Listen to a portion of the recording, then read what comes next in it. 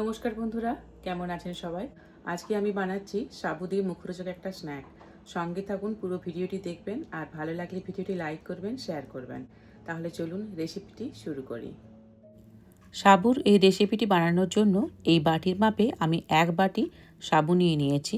বাজারে 2 রকমের সাবু পাওয়া যায়, ছোটো দানা একটা আর হচ্ছে এরকম। তো এইরকম সাইজের সাবুদানাটাই নিতে হবে এই রেসিপিটির জন্য। এবার সাবুটাকে আমি খুব ভালো করে এখন ধুয়ে নেব।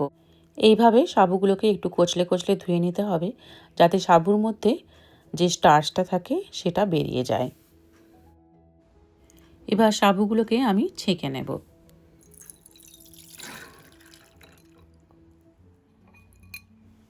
এই বাটিটির মাপে 1 বাটি আমি সাবু নিয়েছিলাম। এখন জলও দেব এই বাটির মাপ করে।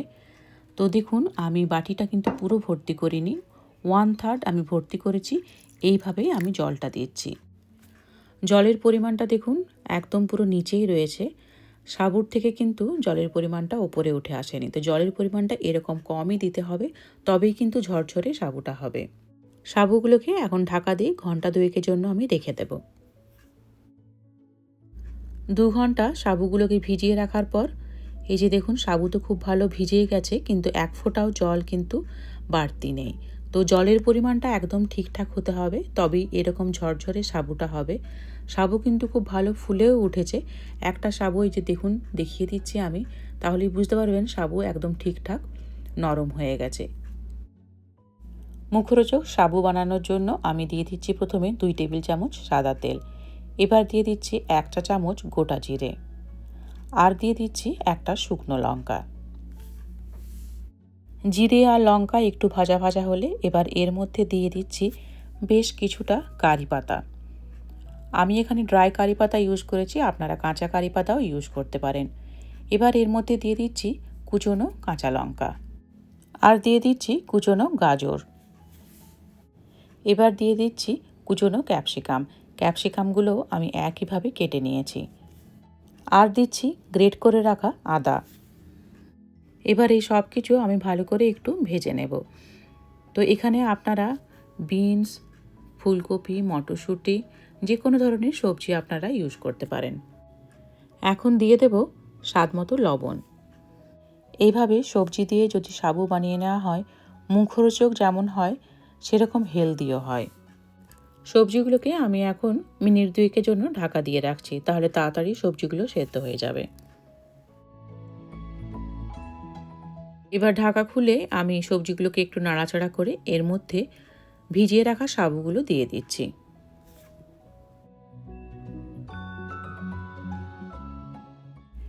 এবার সাবুদানা আর সবজি আমি খুব ভালো করে কষিয়ে নেব। এইভাবে 2 থেকে 3 মিনিট বেশ ভালো করে সাবু আর সবজিগুলোকে কষিয়ে নিতে হবে। সাবুটা যখন কুক হয়ে আসবে তখন দেখলেই বোঝা যায়। এই যে দেখুন, এখন যেমন সাবুটা দেখেই বোঝা যাচ্ছে কুক হয়ে আসছে। এবার এর মধ্যে দিয়ে দেব সেদ্ধ করে রাখা একটা আলু। তো আলুটাকে সেদ্ধ করে আমি এইভাবে কুচিয়ে নিয়েছি। আপনারা যদি আলু দিতে পছন্দ না করেন, নাও দিতে পারেন, তবে আলুটা দিলে বেশ ভালো লাগে খেতে। এবার আমি দিয়ে দিচ্ছি এখন স্বাদ মতো লবণ। বিকেলে স্ন্যাক্স হিসাবে যেমন এটাকে বানিয়ে নেওয়া যায়, তেমনি যেহেতু এটা পুরোটাই নিরামিষ, তো তার জন্য যে কোনো উপোসের দিনেও কিন্তু আমরা সাবুর খিচুড়ির বদলে এভাবে কিন্তু মুখরোচক সাবু বানিয়ে নিতে পারি। এবার এর মধ্যে দিয়ে দেব ভেজে রাখা কিছু বাদাম।